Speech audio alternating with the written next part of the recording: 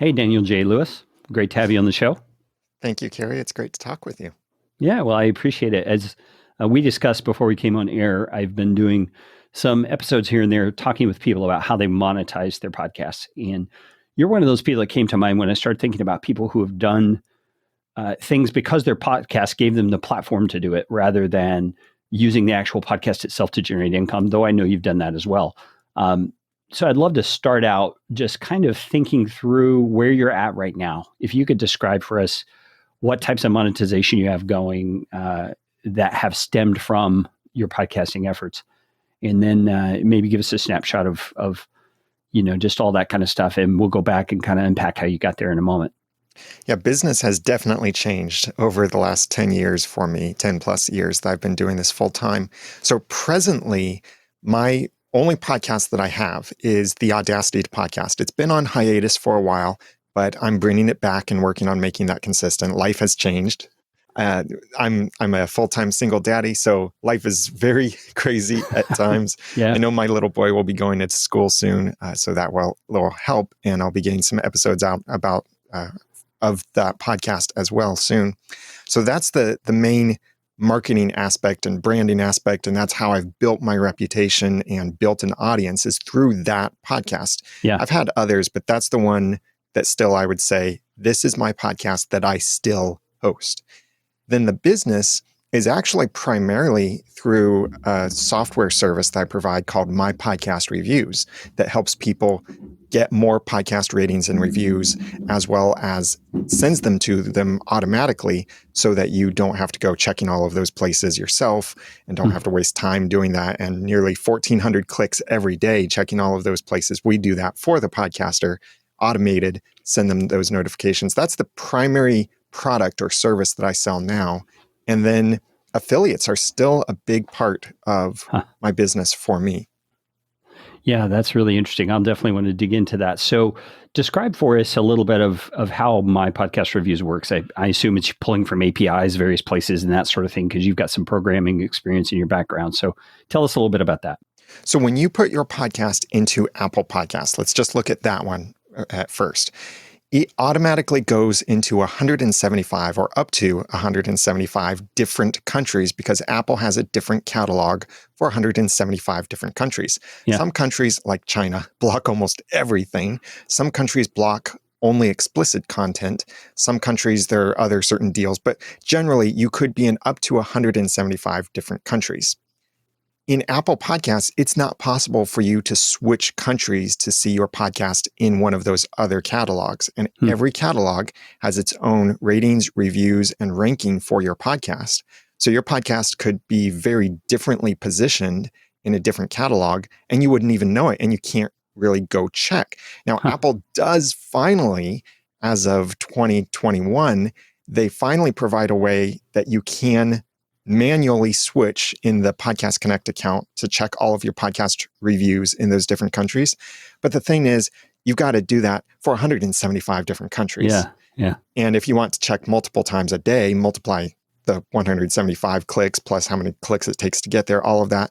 And you don't even know where you might have new ratings and reviews. So you have to go looking, not even knowing if something is there. And then you have to try and remember, is this new? Is this old? Have I seen this before?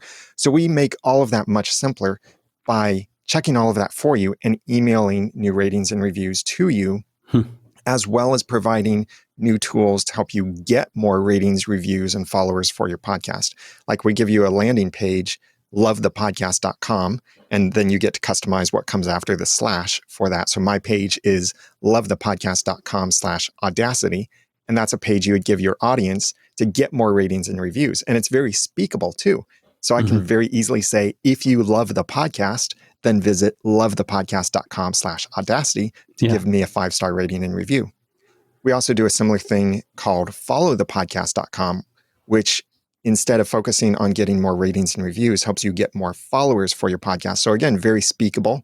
Yeah. And each of these pages are smartly detecting the device viewing the page. So it displays only the appropriate icons for that device. So we don't, for example, show Apple Podcasts on Android because, at least as of right now, there is no Apple Podcasts on Android. I think that'll change in the future, but right now we hide it. So we're making things much easier for podcasters, saving them time so they don't have to check all of these places, and also helping them to grow their audience by simplifying the tools and making it much easier for your audience or potential audience to engage with your podcast. Yeah, that is a great service. Time saved is huge in podcasting. I know that everybody who's kind of bootstrapped it from the beginning discovers that really quick. And so I think what you're providing is a great service. Now, tell me about the pricing on those two different options. You mentioned follow the podcast and then love the podcast. Are those one and the same, or are they different? Those are included with the main pricing for my podcast reviews. So when you sign up, and we don't split features according to different account levels, it's just based on how many podcasts do you want to track. And here's a little hint. You can track your competitors' podcasts too and learn from what their audience likes or dislikes that they're doing. So it's based on how many podcasts you want to track, whether your own or add some others with it or people you're working with in a network and such. So it starts at 2 podcasts and then goes up from there for how many podcasts that you would want to track. And the pricing is available on mypodcastreviews.com. That pricing might be changing in 2022 as we're making some big changes, I hope, this year. So I don't want to say a price right now, but it's currently, I'll say that for the lowest plan, it would be under $10 a month. Yeah. Okay, great. That's great because, the podcast episode will be heard well into the future. So the pricing definitely is going to change between now and the time some people hear. So that's understandable. All right. Well, that's great. I love that. Now we hear sometimes, and this is definitely off the monetization topic. I just have these thoughts turning in my head and I want to get these out so that we can discuss it because I know other people are probably asking the question. You hear some people kind of poo-pooing ratings and reviews and saying, they're really not that important. They don't rank you in iTunes at all, which is true, but they are still valuable, right? I mean, you wouldn't have the business if you didn't think so. So explain to us how you suggest people use the information they're going to get from your database. Yeah, I so wish ratings and reviews did affect your ranking. Yeah. Because that would be a huge selling point for my business. But no, it doesn't. I actually actively go out there and help people understand, no, this doesn't affect your rating and review or your ranking, which kind of undermines my business a little, but it's not what the ratings and reviews do for you. It's what you can do with the ratings and reviews. So yes, there is that very passive benefit of simply the social proof of people see this podcast has 100 5-star ratings and reviews. Wow, that's pretty cool. And that might be as far as the audience or potential audience goes on that passive side of it. The active side is what you do with your ratings and reviews. What we say with my podcast reviews is that you can know, engage, and grow your audience through the power of podcast reviews. So first of all, you can know them, know what they like and what they dislike, because the ratings and reviews are all about what they like and dislike. You can see what's standing out as this is what they're really liking that I'm doing, or they really like when I talk about these particular things. These are the benefits they're getting from my podcast. Some people will share success stories in their reviews or how your podcast has changed their lives. You can also better engage your audience because simply by getting them to take that action, which for many people is a fairly simple action, especially when we make it easier to give a podcast a rating or a review, that engages them just a little bit more deeply into the podcast and makes them actually a little bit more of a loyal listener to your podcast. So you're engaging them, and then you can use your reviews to grow your podcast by doing things with those reviews. Just look at the reviews as testimonials. Mm-hmm. Then think about how all of these businesses out there use testimonials in many different ways, like case studies, marketing materials, putting them on their web pages, merchandise, all kinds of things like that, ways that you can grow your audience and engage your audience more deeply by using what other people are saying about your podcast. Even if your podcast is merely for a hobby, you can still use these things. Like if you want to approach a sponsor or an opportunity, like maybe you have the chance to become press at a local event when we're allowed to socialize with people again. And you can say, here's what my audience is saying about my podcast. Check this out. And sometimes that connection is far more relevant than the size of the audience. So to be able to demonstrate that to a sponsor, a potential partner of some sort, an opportunity, or even just for your audience to see and know, or your potential audience to see and know, yes, this is the podcast I want because these other people have the same needs I do and they're loving this podcast too. Yeah, those are great uses. Now, let me just ask you something about the way the system works. Do you have any way that a podcaster can go into your system and search on keywords to see all the ratings and reviews that mention certain topics or mention certain, data points that they were interested in? Not yet, but that is coming. And we're actually going to display some of that information as well so that you'll eventually be able to see, kind of like a tag cloud, Yeah. to see a lot of people are saying this particular thing about the podcast and liking it. Yeah, that makes sense to me from a content perspective, because when you recognize the topics and the things that are impacting your audience more, you'll be able to make more content on that subject and go even deeper and make your podcast more relevant. So that seems like a good feature that you could have. Okay, so back to the monetization piece of things. You've been podcasting full time since 2011. Is that what you said? Yeah. Yeah. Okay. So you didn't start your podcast in 2011. That's when you went full time. So walk us all the way back to the beginning. How did you get interested in podcasting and why podcasting and all that kind of stuff? I started listening to podcasts when they first came out in 2005 on Apple Podcasts, or back then it was called iTunes. Now, that wasn't when podcasts were born, but that's when I learned about podcasts because they were coming to iTunes. And I got hooked. I had a long commute to my job at that point, and I'd burned out on local radio, talk radio, music, all of my music collection. I'd gone through all of the audiobooks that interested me from the library. I had nothing left. And then I discovered podcasts and I was totally hooked. And just at some point while listening, I realized, hey, I know how to do this kind of thing. And in fact, I have some funny stories I would like to share and do a podcast about funny stories, being a bachelor at that time. And so that was my first podcast that I launched in 2007, was actually a comedy podcast talking about life as a bachelor and morphing into the idea of being just feeling like an amateur at life. And now, I so wish I came up with this term first. But the podcast was basically about hashtag adulting.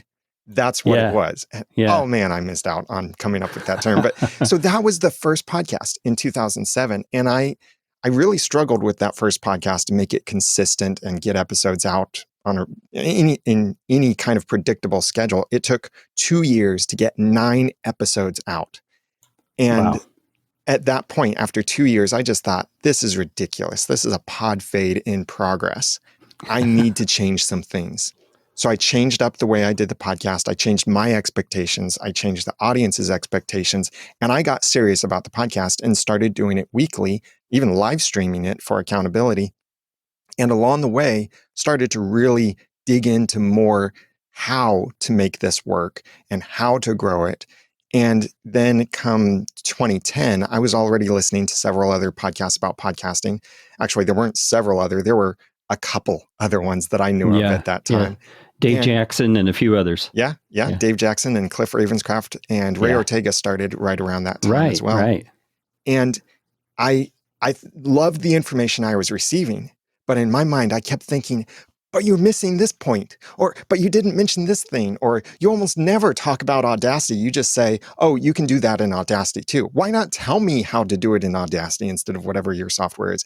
And you're starting to get an idea of where the word Audacity came from with my podcast. So I just realized I'm talking back to my podcasts.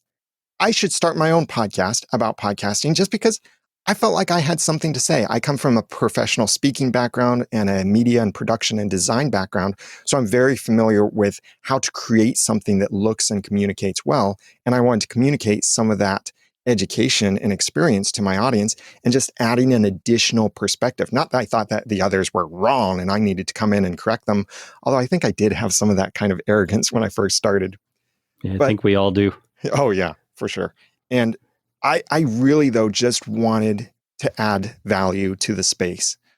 And so I started the Audacity to Podcast in 2010, and it always had the double meaning that it's both, I wanted to feature the software Audacity because that's what I was using at that point. But the main meaning was really the guts, the courage, the strength, the resolve to podcast. Because for me, back in 2007. I wanted to originally start a podcast back in 2005, and I had a couple ideas of podcasts I wanted to start, but I didn't start it until '07. And it took hearing from a couple people just start. It took that to really kick me into gear and to get that courage, that audacity to podcast. And that's what I really wanted to inspire others, whether they're podcasting for a hobby or for business, to have that courage to change the world one listener at a time, and to maybe even change their lives, their own lives through podcasting. And that's why I wanted to share. So I started that podcast in 2010, just as feeling like a hobby in a sense. But around that same time, I also wanted to leave my full-time job. I had accomplished all of my dreams and goals at that job, and I felt like it was time to move on. And being a born again Christian too, I rely heavily on where it seems like God is leading me. And it was very ironic to me that I felt like, even though I was in a ministry job at that time, I felt like God was blessing me and my business in a direction away from the official ministry, but in a direction of probably starting my own business. So I launched my own business in 2011, resigned that full-time job, left on good terms with them. And my business originally was in web design. And my thinking was that I realized at some point that the podcast was the piece that I needed to connect me from where I was to getting a customer base. And my thinking back then was, every podcaster needs a website, and I can design websites fairly quickly. So here we go. I'll design a website for them and for them. And, that's $1,000 here or $2,000 here. Podcasters, I learned, don't want to pay $2,000 for a website. So No. I eventually moved out of the web design, but it did start as I wanted to design websites for podcasters. Yeah. And so you discovered the market fit wasn't there in terms of the price point that you could charge and actually get paid for it. But you must have somewhere in there realized there are other things that podcasters need and want that they can't afford to pay for. And I know that somewhere in here, the subscription model came up on your radar. So kind of walk us through the next steps. And I guess part of this probably too is affiliate income. You mentioned that earlier. So what was your next step in monetization, and why did you choose that? So it comes down to two words: authority and influence. And what I'm about to say, I really do not mean this in any kind of arrogant, conceited, self-righteous, or haughty way or anything like that. But when I started growing my reputation, my authority, and my influence. Now, you can have lots of influence without authority. That's scammers have all influence, no authority. You can have lots of authority, but no influence. That's the guy in his basement that's nerdied out on getting the exact perfect technology, but no one will listen to him. So you need a balance of both authority and influence, and you get that through communicating consistently and personably with your audience. And that's what I was getting from my podcast. So along the way, then people would see me as the expert, and I was starting to position myself as an expert. So logical things came from that, like one-on-one consulting. And then there would be group consultings, like a course or a class that I would teach. And when I sold my first product that I'd made overnight, well, not overnight, excuse me, when I created my first product that I could sell, where I put it on my website and then waited for someone to press that buy button, and it happened overnight. That next day, when I saw that someone had purchased it, it was, I think, a $5 product, and that was it. When someone had purchased it, bing, the light bulb went off. And it's like, oh, wow, this is definitely the way to do it. Even though it's only $5 now, I just need more people to buy this. And my podcast can help promote something like this. And when you look at the most profitable podcasters out there, independent podcasters, they are profiting through some kind of business or something that they're selling of their own that they can scale. And that's the big thing, is the ability to scale. One-on-one consulting, you only have so many hours per day. Yes, you can raise your prices, but still, you only have so many hours per day, and there are only going to be so many people out there willing to follow those higher prices. But a product, you could work for a couple weeks to create a product and then sell that product for months and maybe even years to come. And the subscription perspective of this came from several years ago when I had the idea of creating my podcast reviews, there was nothing out there at that time. There was a little app that worked on Mac computers, and it was Mac only, and it worked some of the time, certainly not all of the time, and it started breaking, and the developer abandoned it. And I thought, I want to create this as a service for podcasters. I think I can do this better. I can centralize it, make it work far faster for them, do far more things. And this would be a subscription service. And originally, I had a free plan, which I'd highly recommend don't offer a free plan. That just doesn't work well. It took so much work to administrate that, to audit, to make sure the policies and procedures are being covered. And it ended up costing more money than it was worth, but it certainly did help build an email list. And now the subscription is still a very low cost subscription, but being able to then scale it to know that if I get 100 new members tonight, I'm going to be happy tomorrow. I'm not going to be stressed thinking, how am I going to serve these 100 new people? I will celebrate because it can scale now to that. And yes, certain costs do increase along the way, server expenses and such, but that's a very minimal scaling. And that's just pressing a couple buttons and then I've scaled. I don't have to worry about that one next person, but it's more diversified as well, because if I lose a customer here or there, it doesn't hurt as much as if all of my income was in this single basket of these 3 customers I'm serving. Yeah, I love that. The whole subscription model with the ability to scale is incredibly powerful. The leverage that you can build on that. I've got a couple of courses that I run and admittedly haven't promoted as I should, but one of them just kind of took off without my effort, and it provides enough money every month that you're like you said, you're happy when you see that payment come in, because you know those people are going to be happy with the product and you're able to scale it. So that's wonderful. Now, talk to us a little bit about affiliate income. You mentioned that it's still a pretty significant part of your revenue. Still implies that you've been doing it for a while. When did you do your first affiliate deal? I think it was for one of my other podcasts, and it was simply an Amazon link to a book or a movie, something like that. And getting that first $2 or whatever it was, very small amount in affiliate income was really cool.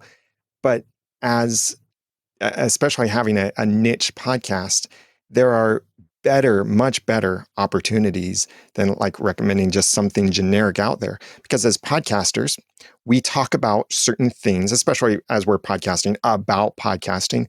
We're answering questions, we're recommending gear or services. And in all of this, whenever it comes to affiliate stuff, I always look for what is relevant in the context of this. So I'm not taking a sponsorship break or something like that to say, this episode is brought to you by Bluehost or something like that. I don't do that. I haven't seen that. I've tried that in the past with another podcast and it didn't really work well. But what I found really works best with the affiliate stuff is when you're recommending it in the context of valuable content.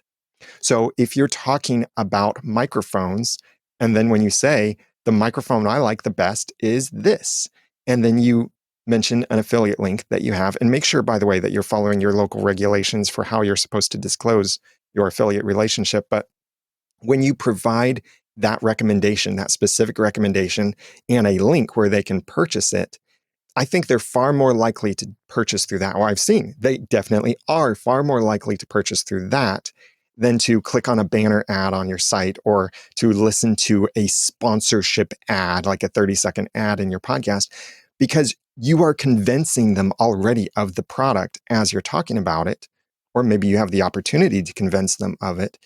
And then you're providing that call to action of a way that they can purchase it.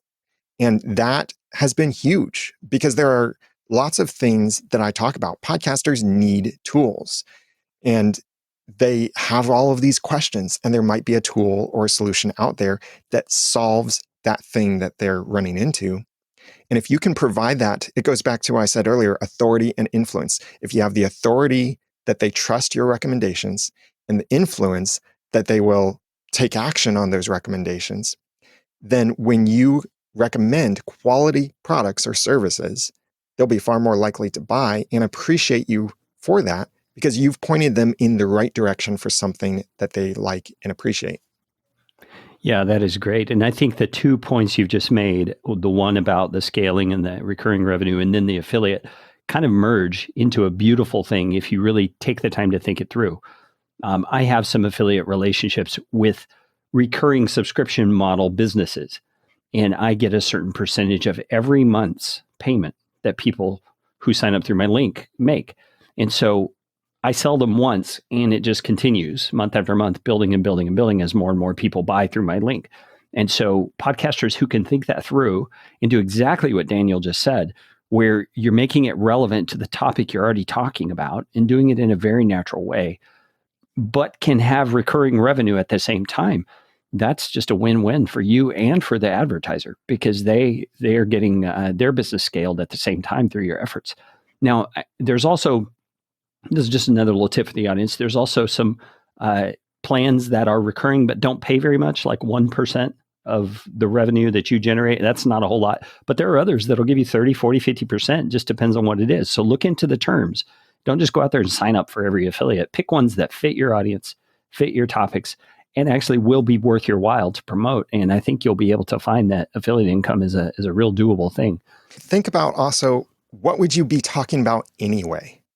Even if you weren't paid to talk about it, would you still be recommending this product? And in fact, if the answer is yes, then still talk about that product, because there is this part of the authority that you're trying to build that when people see, you're not just recommending things just because you're paid for it, but you recommend things you're not paid for too. Like, for example, in the podcasting space, Hindenburg Journalist. That is my favorite audio editing software if I wasn't already a slave to Adobe. So I use Adobe Audition, but if I could be free from the slavery to Adobe, then I would be using Hindenburg. I highly recommend it. It's so well designed for podcast editing, and I get paid nothing from them.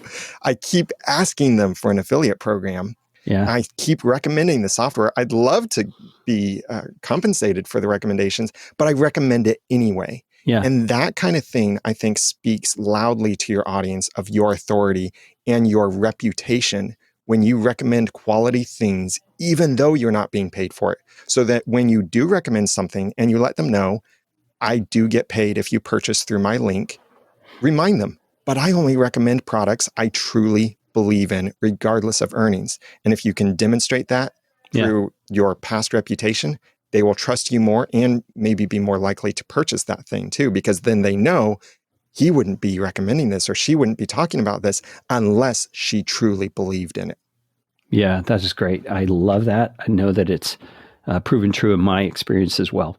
So thanks for that additional little tip there. So Daniel, as you've walked through the journey of starting a podcast, going full time in the podcast industry through these various channels, building different monetization paths, I'm assuming from everything you've said so far, you would subscribe to the mentality that all the streams of revenue you can get coming in are worth it. You shouldn't just focus on one basket to put all your eggs in. For sure. Now, there are some that you'll want to focus on more. And maybe if one just isn't working out all that well for you, it's only $1 here or there, maybe it's not even worth promoting. Like, for example, I used to resell domain registration. I have a domain reseller account, so I can register domains for people, but that would be making $5 a year per person. It's just not worth it to me. So that's one of those things I stopped talking about a long time ago. And please don't come to me asking to buy a domain through me because I don't want to do it anymore. It's just not worth it. Because think of it this way, time is money. You've heard that phrase before. That applies in your podcast as well. If you're going to talk about a product for the sake of monetization or it's part of your monetization strategy, might you do better by talking about a different product that's worth more to both you and your audience than something else? And for me, that was domain reselling, tossed aside, just not worth it to me. And I think not worth it to my audience too, because there are plenty of other places they can get domains for the same price. And they can have access to much better support as well, or more frequent 24/7 support, stuff like that. So there are many other options for them. I didn't want to be yet someone else there. But when it comes to what I do talk about, I don't try to pick only the highest paying affiliates. I talk about what is relevant. And it's just, for me, it's all affiliate stuff is just lumped into one big bucket for me. So I'm not thinking, well, I only get paid $1 from this affiliate, but I get paid $10 from this affiliate. So I'm going to talk less about that $1 one. No, it's just what is relevant. And then if one particular affiliate, like I have some affiliates that I work with that I only get paid a few dollars a month from them. And I don't talk about them a whole lot. And that has nothing to do with how much I get paid. It's just, that's probably why I don't get paid a whole lot from them, is because I don't talk about them much. But when I do talk about that subject, they are definitely in the recommendations. And whenever I do that kind of thing, I see my affiliate income from those kinds of affiliates jump as a result of talking about it in those relevant contexts.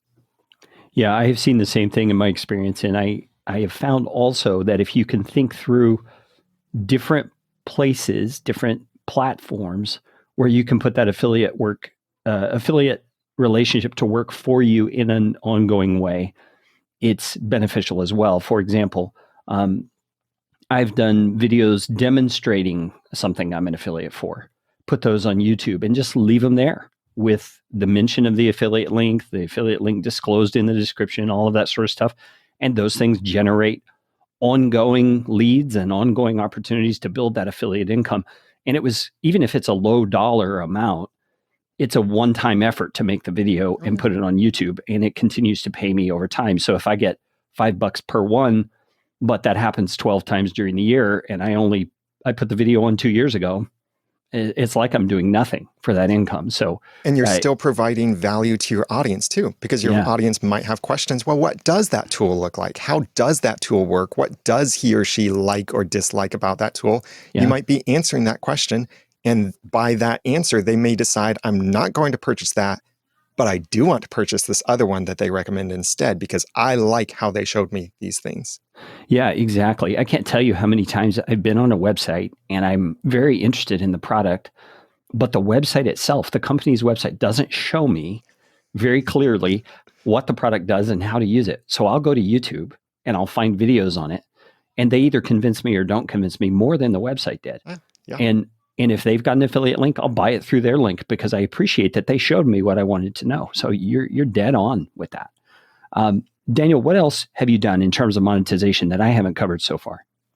Well, I've created courses that sell. The thing about courses is you have to keep in mind that at some point they might go out of date. Like right now, I have an SEO for podcasters course that I don't promote all that heavily because it is a few years old.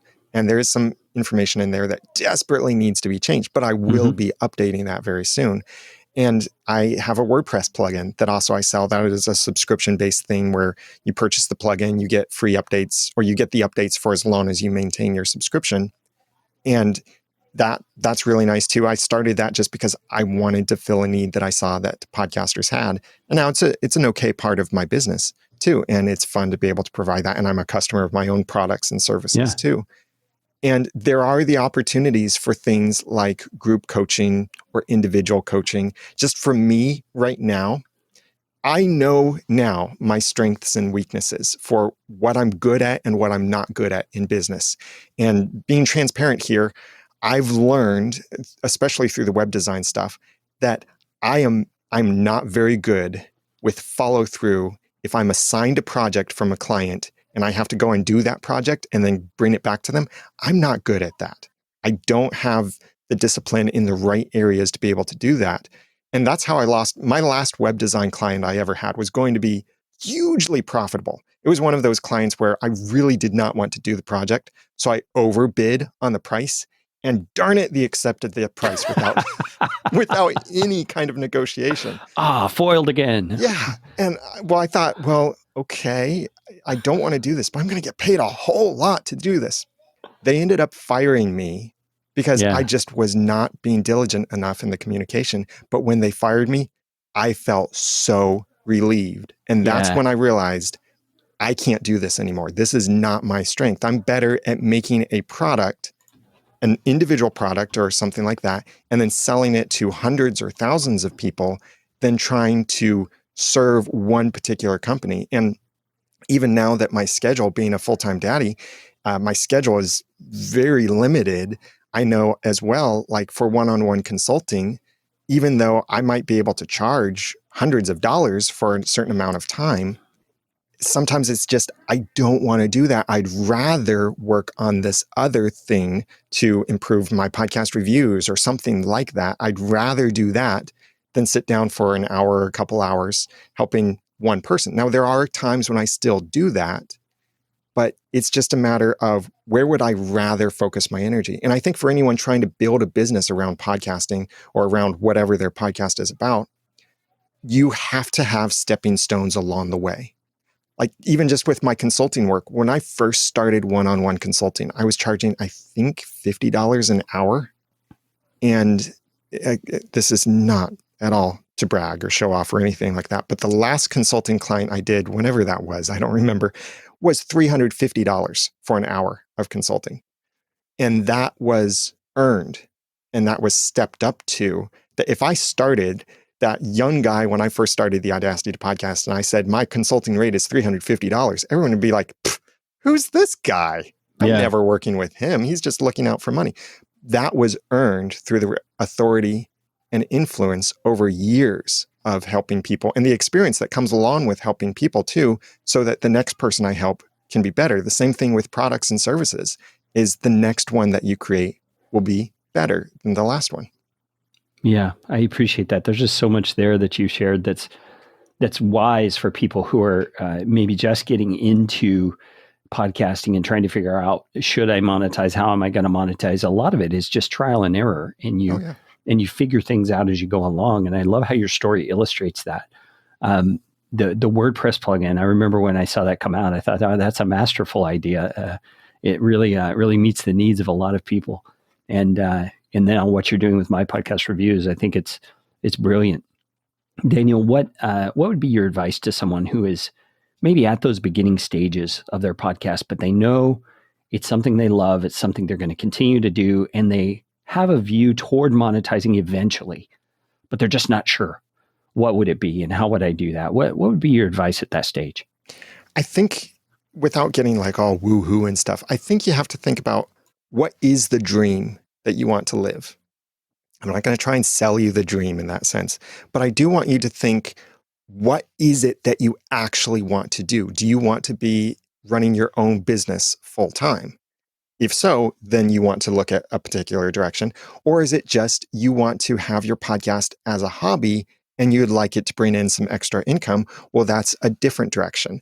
Like look at a podcaster like Troy Heinrichs with the Blacklist Exposed podcast that has won awards and has talked to writers and cast, and they've even been included in the TV show, The Blacklist, in certain ways. They do that as a hobby, and they're making money from that podcast because of how they've positioned it and the work they do in that. Other people like me, my podcast turned into a business and my podcast supports a business, and I do that business full time. Podcasting is also a hobby for me as well. So it's all mixed together for me. So you have to think about which direction is that you want to go. If you want to go the full-time route, then what you need to focus on is making something to sell. That can start out being you and your time, your own expertise, your own experience, knowledge, and your time with some one-on-one consulting. That can lead into discovering these are consistent needs I see people have. So look for those patterns. Or maybe you just know your space really well, and you know these are the questions I always see people asking in Facebook groups. That, by the way, Facebook groups, hugely valuable for that kind of stuff, because as you often see, the same question gets asked over and over and over in some of these Facebook groups. So if you are connected in those groups for whatever your industry is, look for those patterns, and then you might be able to create a product or a resource or maybe some free training that can get people connected with you to build your reputation and authority. So really start small. And it's okay if that first product of yours is a $5 PDF that's one page and it's a checklist. That could be it. That could be the thing that you sell for $5. And if it's of value, then people will respect you for that. So start out small, but with that vision of what other products and services can you create that fit what you talk about in your podcast and that fit the needs of your audience, and then work on scaling that. And you'll see those ways to scale it. So I can't tell you right now, this is how you scale a product. You will have to discover that along the way. So then for the hobbyist podcast, it's a bit different because you don't want to go full-time. Maybe you like your full-time job, or you just don't want to do the podcast full-time. There, look at ways that you can more easily engage with your audience in a level of value that they will give back to you. The obvious way to do that is with donations. But donations need to be more than simply donate to the podcast. Give them something for that donation, whether that be swag, whether it be a sticker. Hey, you would be amazed sometimes what people will do to get a sticker. Yeah. Because they're big time fans of your podcast. So to get a sticker from you that has your podcast logo on it, or a slogan or something like that, or a t-shirt. So you can look at merchandise. You can look at donations. You can look at having the people who donate to your podcast or support you, whether that's through Patreon or streaming sats with Podcasting 2.0 or whatever that is. Make them feel part of your podcast, a special part of your podcast. Maybe that's taking a short time in your podcast episode to thank them by name. Maybe it's giving them special titles. Like we did a podcast for the TV show Once Upon a Time. For 7 years, we did that podcast and we received donations from that. That's how it was monetized, as well as some affiliate stuff too. But that was a hobby podcast as a sort of outreach of my business. So it was kind of a little muddy there for me. But what we did is everyone who supported the podcast, we called them heroes because that TV show was about heroes and villains through fairy tales. And so we wanted all of the people who supported us financially to have a special title. So we called them our heroes, and we had fun thanking them. We had certain things like, if you donate this much, then we do this certain thing for you, or you get this special thing.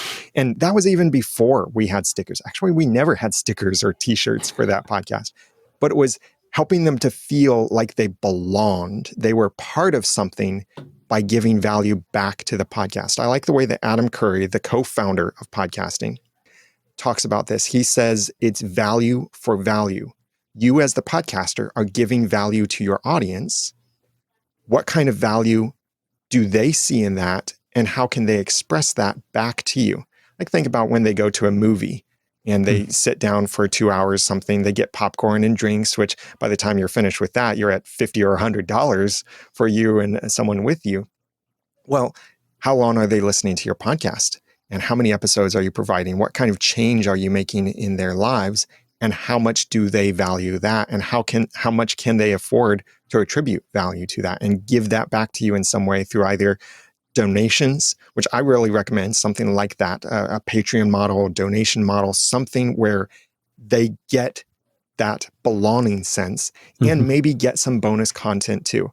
Maybe it's the after show is free for or included for your patrons and supporters, or maybe it's a bonus episode once a month or something like that, something just a little bit more that is exclusive to those who are supporting you that way. And that I've seen is the best way to monetize a hobbyist podcast. And some of this stuff certainly crosses over. You can create products for hobbyist podcasts. You can accept donations for a business. There's crossover between these things. But generally, I see that the best way to monetize a podcast is directly from your audience, not thinking sponsors unless you have a massive podcast. And then how you serve that audience starts to branch out between whether you're doing it full time or as a hobby. Yeah, that is great advice. And for those of you who are thinking about the donation model that Daniel's talking about, he's mentioned Patreon. That's a platform I've used in the past, and it works well for certain types of give backs to your audience and as a thank you. There's another one that's audio related that I use called Supercast, which is like bonus content kind of stuff that you can send to people who support. And then there's Buy Me a Coffee I've seen around that I believe Evo Terra, who's a podcaster about podcasting, uses Buy Me a Coffee. And it's just basically sending a little tip their way for the value that they're providing. So Daniel, thanks for those. And I'll give you this one other tip. No matter what platform you use, your audience should probably never hear you say the name of that platform. So if you're using Patreon, don't tell them, go to patreon.com/whatever my podcast is. Give them a link on your page, even if it redirects, because what that means is that someday in the future, you may decide to move off of Patreon onto your own platform. So then if you've used a call to action that you fully own, like your own domain, and you're sending them there, then you can change whatever technology or tools you use in the future. And that doesn't invalidate all of those past calls to action. So for us, we said, visit oncepodcast.com/hero to become a hero. For a while, we did straight PayPal donations. Sometimes we took credit card payments. At some point, we switched to Patreon. Our call to action never had to change because we never referred to that brand name. So that's something I highly recommend you do. Refer to your own brand name, not someone else's, unless you absolutely have to, but stick with yours. Yeah, that is such a time saver. I had to switch from Patreon to Supercast when I decided to make that jump, and exactly what you're describing happened. I had mentioned Patreon in some past episodes, and so even 6 months, 8 months, a year after I made the switch, I'm getting emails from Patreon. Someone signed up to support you, and I'm like, where are they finding this Patreon link? It's out there somewhere. So I still haven't tracked that down, by the way. But thanks, Daniel. That's very helpful. Well, Daniel, you've shared so many great pieces of advice here, and things that have just come from hard lessons learned, I'm sure. At this point, what would you say is the greatest benefit you have experienced to being able to establish your own income through a podcast and through the related services that have come from it? For me, it all comes down to my little 5-year-old boy that I get to run around in the house with, chase him, play with Legos, and do all of our things and live life with him. That's what it really comes down to me. And I'm not making huge bank on all of my businesses and stuff. I'm not wealthy. I'm not even debt free yet. As much as I want to call into Dave Ramsey and scream, I'm debt free, I am not there yet. That is a goal. But for me, what I love about how this business over years has gotten to be this passive for my business, I love knowing that I can spend this time with my boy. And I don't have to worry about, I need to get online. I need to design that website, or I need to schedule this call with a client or something like that. For me, and this is not even the purpose for how I designed my business when I first started, but now this is the benefit, is that I can be a full-time daddy to my little boy and do my business at nighttime when he's asleep and still see how God has so richly blessed that, and get that fulfillment, not from my own success, but now being able to see my son's success. That for me is really what it is so much all about now. And then the secondary benefit to it is being able to see that in other people, to either see that maybe they get to live that kind of dream, or maybe their lives are changed, or they get to help someone else change their lives for the better.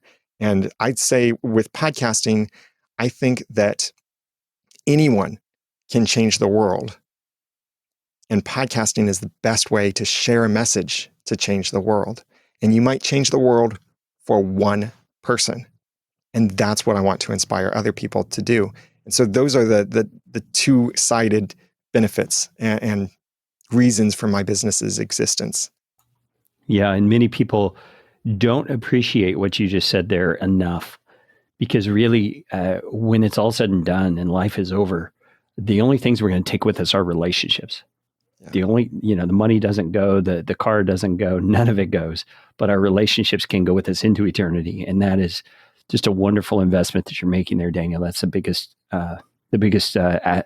impact you're going to have in your life right there in that little boy's life. I love it. I love it. Well, Daniel, thanks so much for your time.